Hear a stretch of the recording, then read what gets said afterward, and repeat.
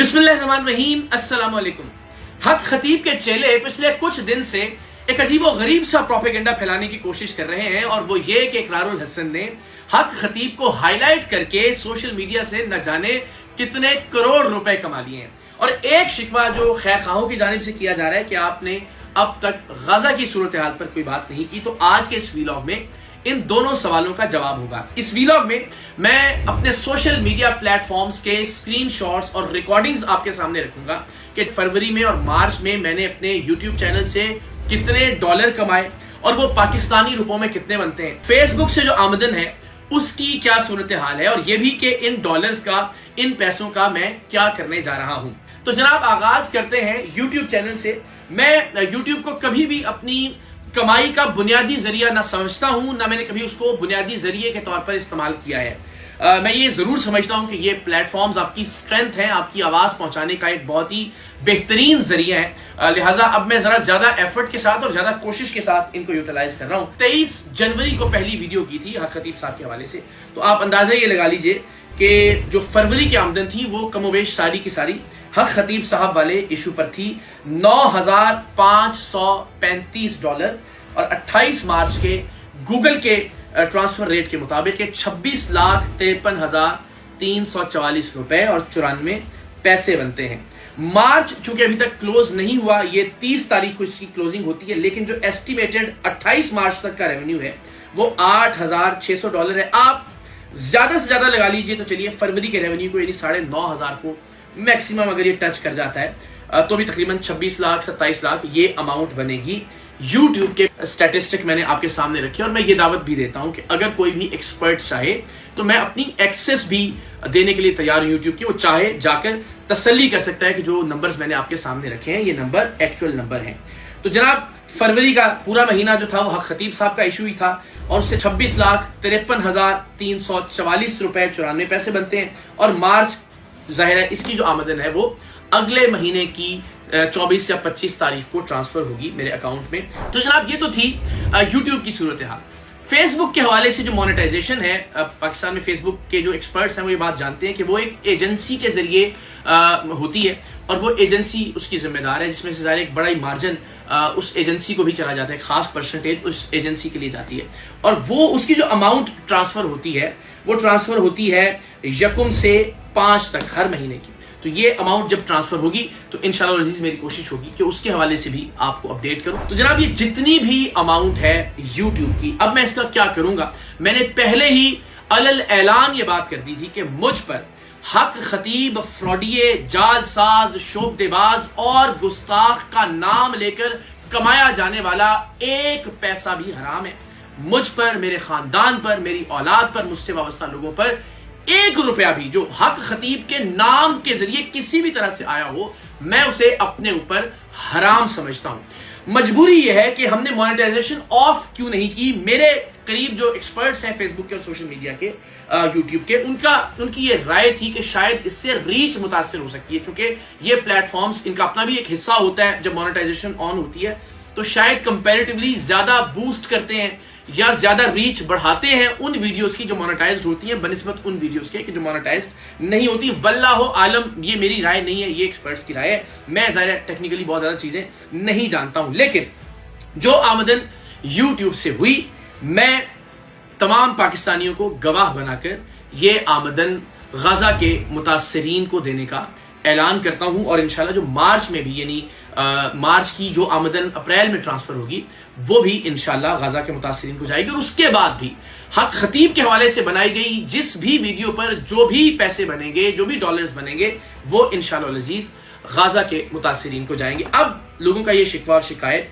कि हम गाजा के हवाले, ये मैं कैसे जाएंगे और कब जाएंगे भी तफसीलात मैं आपसे शेयर करता हूँ। ये शिकवा कि हम गाजा के हवाले से बात नहीं कर रहे थे, तो मैं इस बात का कायम हूँ कि ये वो मौजू था कि जिस पर बात करने से कहीं ज्यादा जरूरी था कि अमली तौर पर कुछ किया जाता। जब ये सूरत हाल वकू पजीर होना शुरू हुई फलस्तीन में, गाजा में, मैंने उसी लम्हे इजिप्शियन एम्बेसी में भी अपने वीजे के लिए दरखास्त दी और लबनान की एम्बेसी में भी वीजे के लिए दरखास्त दी। मेरी ख्वाहिश ये थी कि मैं सरहद पर जाकर कोशिश करूं कि लोगों को वहां से अपडेट कर सकूं और इमदादी सरगर्मियों के हवाले से भी अपना रोल प्ले कर सकूं। लेकिन अनफॉर्चुनेटली کئی ہفتے اور کئی مہینے گزرنے کے بعد بھی مجھے نہ تو لبنان کی جانب سے ویزا ایشو کیا گیا اور نہ ہی ایجپشن جو اتھارٹیز ہیں ان کی جانب سے. واللہ عالم ظاہر ہے وہ اس وقت نہیں چاہتے تھے کہ جرنلسٹ وہاں جائیں یا اس کے علاوہ کوئی اور وجہ تھی, لیکن میں نے اسی وقت یہ ویزا درخواست گزار دی تھی اس کی. اس کے بعد سے ہم جو کرتے رہے وہ ایک الگ داستان ہے, اس پر بھی تفصیل سے بات ہوگی. میں ابھی پچھلے کچھ دن کا احوال آپ کے سامنے شیئر کرتا ہوں. ہم چونکہ رمضان ٹرانسمیشن کر رہے ہوتے ہیں ARY ڈیجیٹل نیٹ ورک پر, تو ابھی ایک روز پہلے ہمارے ساتھ الخدمت فاؤنڈیشن موجود تھی, جو کہ ہم سب جانتے ہیں کہ ٹرکوں کے ٹرک اور کئی جہاز, ہوائی جہاز کے ذریعے بھی کئی کھیپ بھجوا چکی ہے غزہ کے متاثرین کے لیے. اس کے سربراہ, اس کے صدر ہمارے ساتھ موجود تھے. ہم نے اس حوالے سے بات بھی کی. میں الخدمت کے کام کو ترکی کے زلزلے کے دوران بھی دیکھ چکا ہوں, اور وہاں بھی میں نے اپنے طور پر الخدمت کے ساتھ مل کر بھی بہت سارا کام کیا, اور ایک ادارہ ہے پینی اپیل, اس کے ساتھ مل کر بھی ہم نے بہت سارا کام ترکی میں بھی کیا. اور الخدمت کے حوالے سے میری اور پورے پاکستان کی یہ رائے ہے کہ اس میں کوئی شک نہیں ہے کہ انسانیت کے حوالے سے پاکستان کی ایک نمائندہ تنظیم ہے جس نے ٹرکی میں ریسکیو میں بھی بہت کام کیا, اور یہاں غزہ میں بھی آفیشیلی جو ایجپشن ریڈ کریسنٹ ہے اس کے ذریعے جو امداد پہنچائی جا رہی ہے غزہ میں, اور ایئر ڈراپ بھی کی الخدمت نے وہاں کی لوکل پارٹنر آرگنائزیشنز کے ذریعے اپنی امداد غزہ کے متاثرین کے لیے. تو ہم نے اس پر تفصیل سے بات کی. ظاہر ہم سب کے دل بہت اس وقت تکلیف میں غزہ کی صورتحال کے حوالے سے, اس پر کچھ اگر آپ بتائیے کہ وہاں کس طرح سے کام ہو رہا ہے, کیا ضرورت ہے. اس وقت وہاں پہ 3,50,000 چھوٹے بچے ہیں جو میل نیوٹریشن کا شکار ہیں. اللہ اکبر. ان میں سے 50,000 بچے وہ ہیں جو سیویئرلی میل نیوٹریشن کا شکار ہیں اور ایٹ دا ورج آف ڈیتھ ہیں. سچی بات تو یہ ہے کہ حالات بہت خراب ہیں, اس میں کوئی شک نہیں, اور ان کی ضروریات جو ہیں بہت زیادہ ہیں. اس وقت وہاں پہ جو اسٹیمیٹ لگایا گیا $50 بلین چاہیے ہوں گے فوری طور پہ اس کو دوبارہ سے کھڑا کرنے میں. اتنی تباہی اور بربادی. جی اتنی تباہی. صرف یہی نہیں, الخدمت فاؤنڈیشن سے ایک دن پہلے شان رمضان ٹرانسمیشن کے نیکی سیگمنٹ میں ہم نے مدعو کیا المصطفیٰ ٹرسٹ کو. حاجی حنیف طیب صاحب 40 سال سے انسانیت کی خدمت کر رہے ہیں, ان کا بھی جو غزہ میں کام تھا ہم نے اس کے حوالے سے بھی نہ صرف یہ کہ بات کی بلکہ فنڈ ریزنگ کے حوالے سے بھی درخواست کی, اور عملی طور پر بھی الخدمت فاؤنڈیشن کو بھی اور المصطفیٰ ٹرسٹ کو بھی میں نے اپنے تعاون کا یقین دلایا. بلکہ اس سے پہلے کہ ہم المصطفیٰ ٹرسٹ کے ویژولز آپ کو دکھائیں, میں نے باقاعدہ طور پر رضاکار کے طور پر انرول ہونے کا بھی اعلان کیا الخدمت فاؤنڈیشن کے ساتھ. دیکھیں میں رضاکار ہوں اور یہ ہمارا پلیٹ فارم سب کے لیے کھلا ہوا ہے. آن لائن آپ والنٹیئر بنیے الخدمت کے, کوئی بندہ بھی کسی بھی تعلق رکھتا ہو, کسی سیاسی جماعت سے, کسی مذہب سے, اوپن ہے, ہم آ سکتے ہیں. ہمارے والنٹیئر بنیے, ہمارے ساتھ ہاتھ میں ہاتھ ملائیے. والنٹیئر ہی نہیں بنے انشاءاللہ آپ آگے بڑھ کے آپ آفس بیرر بھی بنیں گے, اور آپ انشاءاللہ چلے آپ کی ٹیم میں ایک رضاکار کا اور اضافہ ہو گیا. میں تو حاضر رہتا ہوں, ہم سب انشاءاللہ رضاکارانہ طور پر اس میں ضرور سماعت کرنا چاہتے ہیں. تو جناب اس سے پہلے المصطفیٰ ٹرسٹ کے جو سربراہ ہیں حاجی حنیف طیب صاحب اور ان کے صاحبزادے جو غزہ کے حوالے سے بالخصوص کام کر رہے تھے, ہم نے غزہ کی صورتحال پر نہ صرف بات کی, چونکہ اب وہاں عملی طور پر مدد کی ضرورت ہے. صرف باتوں سے, صرف مذمت کرنے سے بات حل نہیں ہوگی. وہاں پر اب چونکہ اب سیز فائر کے بعد اللہ کرے کہ یہ سلسلہ اگر جاری رہتا ہے تو وہاں بحالی کا کام کرنے کی ضرورت ہے, جس کے لیے $50 ارب ایسٹیمیٹ کیا گیا ہے انیشلی. تو ہم نے ان دونوں اداروں کے ساتھ اس پر بھی بات کی. غزہ کے حوالے سے کیا کیا جا سکتا ہے, اور جو لوگ دیکھ رہے ہیں اگر آپ پلیز ان کو تھوڑا سا کچھ موٹیویٹ بھی کریں. ظاہر ہے کہ جو ظلم ان پر ہوا ہے وہ بیان سے باہر ہے. جی, ہسپتال کے ہسپتال, اسکول کے اسکول, مسجد کے مسجد, چرچ کے چرچ, یعنی کوئی بھی چیز جو ہے وہ بچی نہیں ہے, ٹوٹ گئی ہے. اس صرف صورتحال میں کہ جب وہ علاقہ جنگ زدہ ہے, امداد نہیں پہنچ پا رہی, بہت مشکل ہے امداد کا پہنچنا, ذرا اس پہ تھوڑی روشنی ڈالیے. اس کا میں تھوڑا سا بتاتا چلوں کہ یقیناً حالات تو وہاں کے پوری دنیا دیکھ رہی ہے کہ جو حالات ہیں وہاں پہ 32,000 سے زیادہ شہید ہو چکے ہیں لوگ. جہاں پہ ضرورت ہے, جہاں پہ خیمہ بستیاں لگی ہوئی ہیں, یہاں پہ شیلٹر ہاؤسز بنے ہوئے ہیں, وہاں پہ چاہے میڈیکل کی ایڈ ہو, چاہے ان کی روزانہ کا خوراک کا ایک بہت بڑا مسئلہ ہے. کھانا جب پک کے بستی میں پہنچتا ہے, خیمہ بستی کے اندر, تو کتنا رش وہاں پہ لگ جاتا ہے. چھوٹے چھوٹے بچے برتن لے کے اور کھانا لے رہے ہوتے ہیں.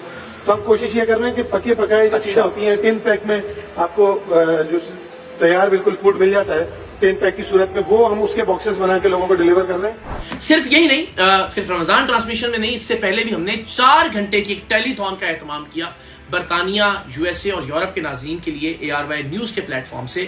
اور اس میں ہم نے پینی اپیل, جس کا ایک MOU آلریڈی سائنڈ ہے ایجپشن ریڈ کریسنٹ کے ساتھ, وہ بھی اپنی امداد ایجپشن ریڈ کریسنٹ کے ساتھ رفح کراسنگ کے ذریعے غزہ میں پہنچا رہے ہیں. ان کے لیے ہم نے 4 گھنٹے کی ایک ٹیلی تھون جو کہ یہاں تقریباً رات 1 بجے سے پاکستانی وقت کے مطابق صبح 4 بجے تک تھی، اس کا بھی ہم نے اہتمام کیا. اور ایسی بہت ساری ایفرٹس جو کہ عملی طور پر خود بھی جو کر سکتے ہیں دامے در میں سخنے وہ بھی کر رہے ہیں، لوگوں کو بھی موٹیویٹ کر رہے ہیں کہ وہ آئیں اور عملی طور پر لوگوں کی امداد وہاں بچوں کے لیے، وہاں فیملیز کے لیے، وہاں جو گھر تباہ و برباد ہو چکے ہیں وہاں صحت کے انفراسٹرکچر کے لیے، پانی کی فراہمی کے لیے، ادویات کی فراہمی کے لیے، خوراک کی فراہمی کے لیے اپنا رول عملی طور پر ادا کریں. وہ الحمدللہ ہم کر رہے ہیں اور آئندہ بھی کرتے رہیں گے. آپ سب سے دعا ہے کہ آپ میرے لیے اور وہ تمام لوگ جو اس وقت گراؤنڈ پر کام کر رہے ہیں، وہ تمام آرگنائزیشنز جو گراؤنڈ پر کام کر رہے ہیں، ان کے لیے دعا ضرور کیجیے گا. اللہ تعالیٰ آپ سب کا بھی حامی و ناصر ہو. آپ سب بھی اپنے جذبات کا یوں اظہار کرتے رہیے، آواز بلند کرتے رہیے. ہم بھی انشاءاللہ العزیز اپنے حصے کی آواز بھی بلند کریں گے